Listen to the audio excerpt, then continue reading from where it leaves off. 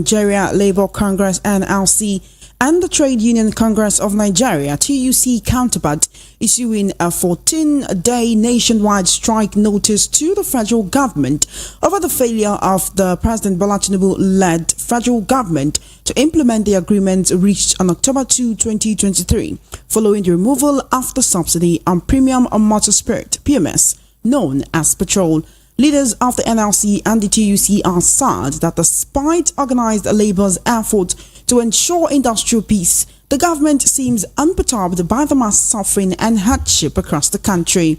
The October 2 agreement, they said, was focused on addressing the massive suffering and the general harsh socio-economic consequences of what they called the ill-conceived and ill-executed IMF/World Bank-induced hike in the price of PMS and the devaluation of the naira. Speaking further, the unions lamented that it is regrettable that they are compelled to resort to such measures, but the persistent neglect of the welfare of citizens and Nigerian workers and the massive hardship leave them with no choice. They said effective February 9, that is tomorrow, amongst others, the two labor unions issued a stern ultimatum to the federal government to honor their part of the understanding within 14 days. The federal government had, among other things, promised the implementation of a 35,000 naira wage award for civil servants, which, however, has not been paid till date. Meanwhile, the Nigerian National Petroleum Company Limited (NNPCL) has assured Nigerians that there is no imminent increase in the cost of premium motor spirit, popularly called petrol. The NNPCL urged Nigerians to disregard unfounded rumors and assured that there are no plans for an upward review on the price of petrol. This was disclosed in a third statement by NNPCL Chief Corporate Communications Officer Olufemi Shoneye today. The NNPCL urged Nigerians to disregard what it called unfounded rumors and assured that there are no plans for an upward review of the price of petrol. They therefore advised the motorists nationwide against engaging in panic buying, as there is presently ample availability of PMS across the country. In a sensitive development, the Chief Judge of the Federal Capital Territory High Court, Zaini Baba Yusuf, is on the brink of seating his daughter as one of the newest judges in the system, according to People's Gazette, mentioned contentiously with Chief Justice Kayode Ariwola and other members of the legal elite who they said have turned the judiciary into a job racket for family members. As with the case of Oluwakemi Victoria Ariwola, earlier reported by the same gazette, the nomination of Mariam Baba Yusuf also involved stunting the career progression of other magistrates from everyday households in at least 4 states, according to findings by the Gazette. They said it isn't clear while the Chief Judge is prioritizing his daughter as the third judge from Kogi State on the FCT High Court when Abia, Imo, Bayelsa and Ebonyi State have no single judge on the court, and the Nigerian Federal Character Policy codified in Chapter 2 of the Constitution required staffing the 70% bench equitably among citizens from the 36 states and the capital, Abuja. Justice Binta Nyako of the Federal High Court sitting in Abuja has fixed February 26 to commence hearing on the case of the detained leader of the indigenous people of Biafra, IPOB, Nnamdi Kanu, who was remitted to the lower court by the Supreme Court. This was made known today by Kanu's special counsel, Barrister Aloy Ejimako. The Supreme Court had in December 2023 nullified the judgment of the Court of Appeal that ordered Kanu's release and remitted the case to the Federal High Court to continue the trial of the IPOB leader. The Nigerian government had challenged the verdict of the appeal court, which dismissed the charges against him in October 2022 and quashed terrorism charges against him. The Supreme Court, however, held that the Nigerian government recklessly and unlawfully by reducing Kanu from Kenya, but it added that such an unlawful act would not strip any court of its power to proceed with the trial.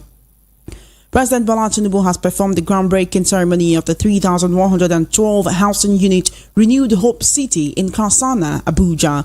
The project is a part of a 20,000 housing unit to be delivered in the Federal Capital Territory under a public-private partnership arrangement being implemented by the Federal Ministry of Housing and Urban Development. According to a statement today issued by Special Advisor to the President, Ajuri Ngilale, President Tinubu had, while performing the ceremony, reiterated his administration's resolve to provide decent and affordable housing for Nigerians. The President explained that under this plan, integrated living communities that will redefine the essence of residential living for Nigerians nationwide will be built, emphasizing that his vision is to build dynamic, integrated and self-sustaining communities equipped with amenities to enhance the quality of living for residents.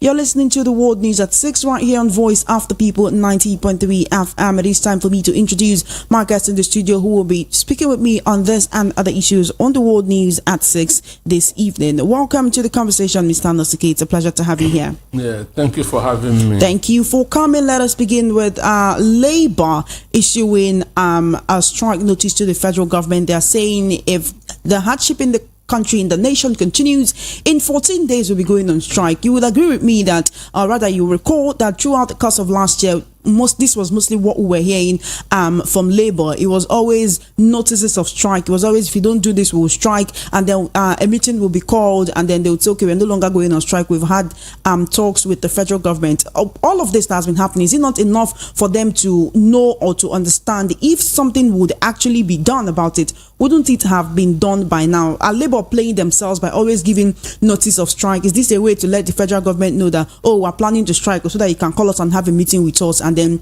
tell us a few things that you are going to do that you end up not doing, and then we'll go back and sit down and watch the Nigerians suffer? Well, for me, I don't see the seriousness, because Nigerians are seriously suffering at the moment. So I don't see why they should put this strike 14 days ahead. They didn't have to wait for 14 days to go on strike. 14 days is too much. If they want to go on strike, they should just wake up one morning and do it. At least 1 week. Understand? Giving 14 days, to me, doesn't show seriousness. Why are you giving 14 days is too much. Understand me? 14 days is too much. With what is happening in the country now, with the state of the nation, with the state of hunger and suffering and poverty in the country. So giving 14 days is too. Why are you giving 14 days? Because this is a failed agreement. It's not that you are entering a new negotiation. This is a promise that was signed in October 2, which has not been implemented up till now. The strike is to force government to fulfill its own part of the agreement. Then why are you pushing it for 14 days? Do you want another renegotiation that to start? Understand? So if they really care about the masses, if they really feel what the masses are feeling, they shouldn't have put this more than a week away. Understand?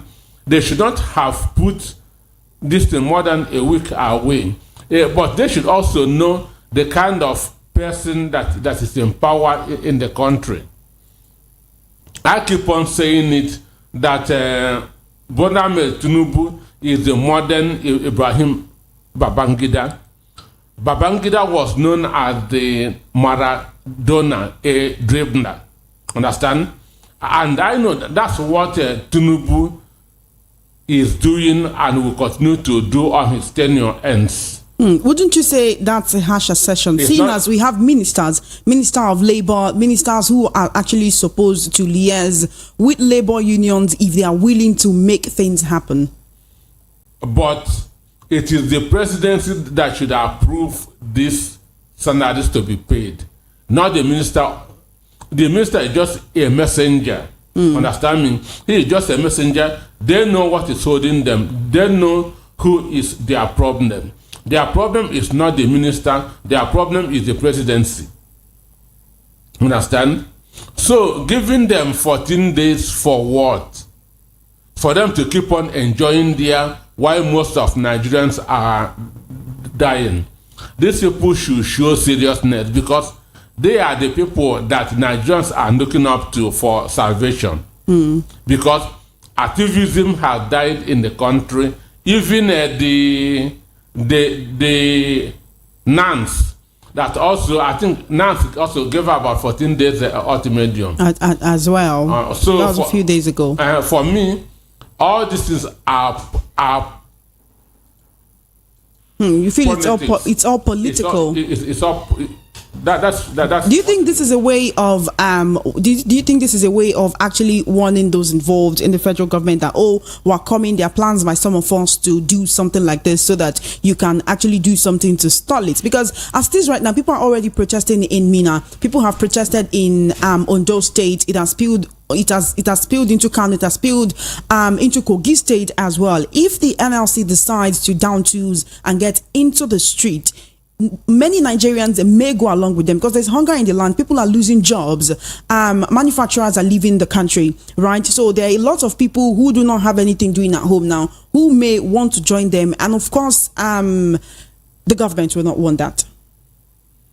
One, it is what we call the neighbor and civil society group that mobilizes the masses for protest. And the protest is our fundamental human right. But protest or strike is the last option. That's when every negotiation has failed. Now, the negotiation, the agreement that was reached on October 2 has failed. The next option is a protest. If you are serious, why are you giving 14 days? 14 days, just you want to give room for them to come in, for them to divide you. Understand me? For them to divide you, for them to use a divide and rule and scatter what you have in mind. So for me, 14 days doesn't show seriousness. Can we then say maybe Labour themselves, they really don't want to have to go on strike? This is just a way to call attention to the federal government that, look, this thing you said you will do, you've not been doing it.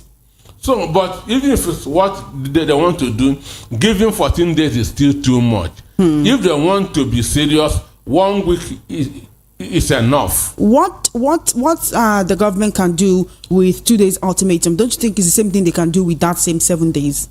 If they are serious, this is what they can do within a week. So giving them 14 days shows that you are not even serious.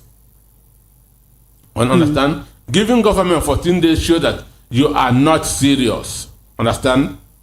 Okay. So, let's talk about the 35,000 naira wage award, right? Some people say they saw it in the month of I think it was October, and ever since then they've not gotten it again. Right now, due to people saying they're hungry, the federal government saying they want to open up food reserves of the nation, and Nigerians will be getting food. You as an economist, you've always spoken about how sharing money and sharing from the nation's we could call it the pocket or the nation's reserves is not the way to end poverty and hunger in the land. If we share from our reserves at a time when we are not necessarily going through famine, is it really the best course of action to take at this point? How can we increase our production of what we eat in this country with insecurity and farmers being chased out of their farms? Well, the way the human brain is wired, human beings prefer being given fish than being taught how to fish. Understand?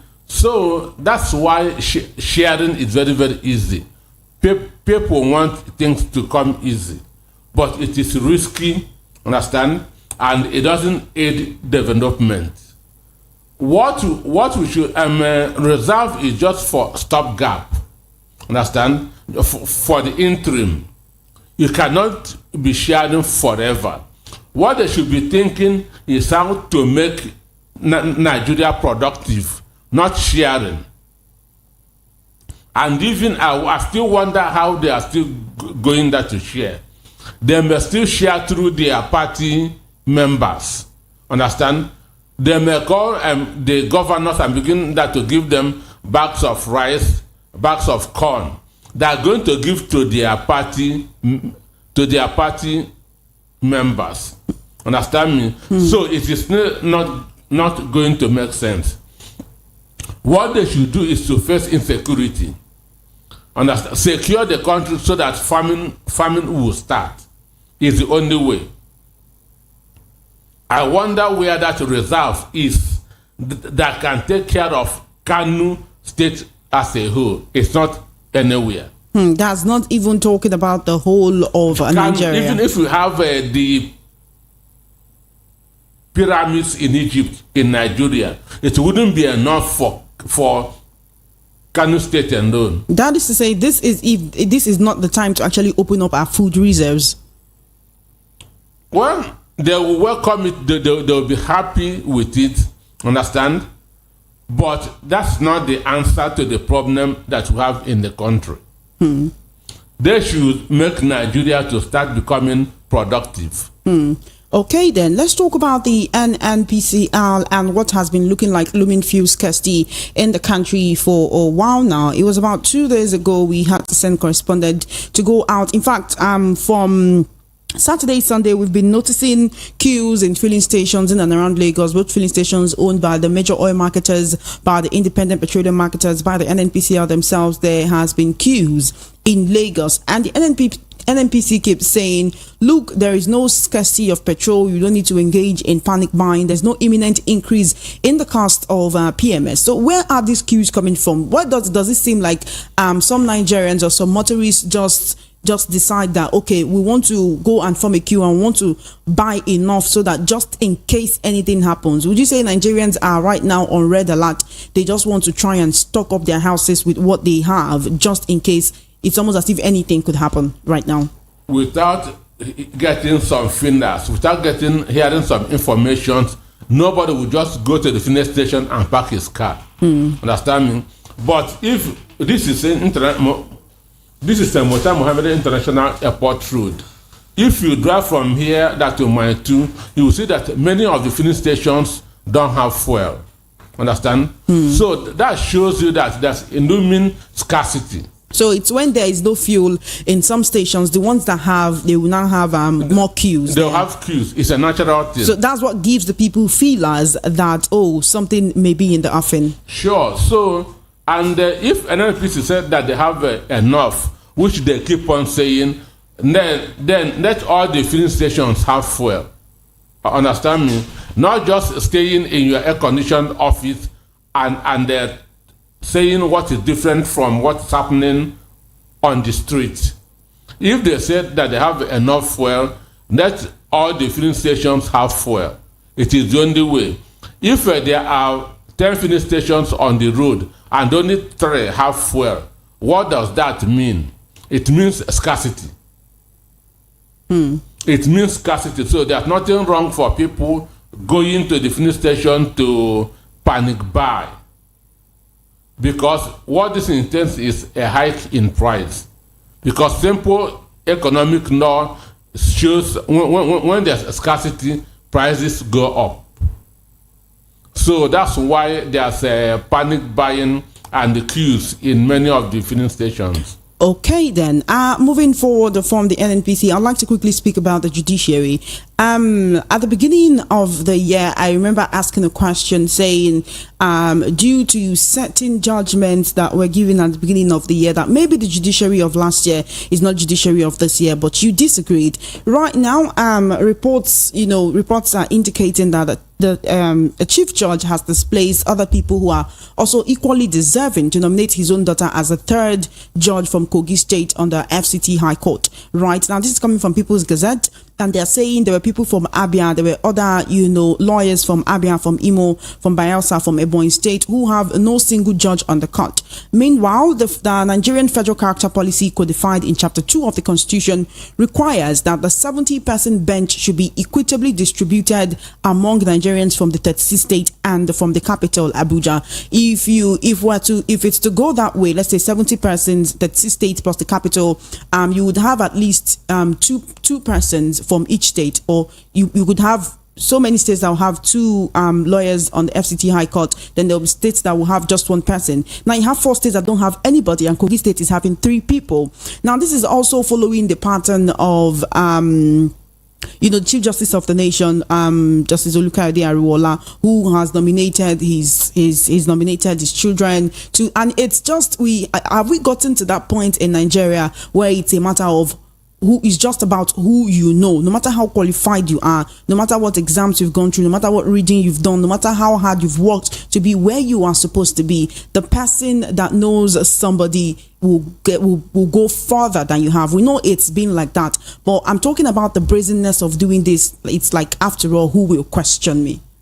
Well, for me, I had thought that Tanko should be the worst CGN in the country.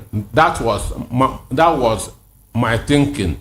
That Tanko should be the worst, the most reckless CGN in the country. We actually have a Munira Ibrahim Tanko, who is a junior magistrate and daughter of erstwhile Chief Justice Ibrahim Tanko, as a candidate from Bauchi State.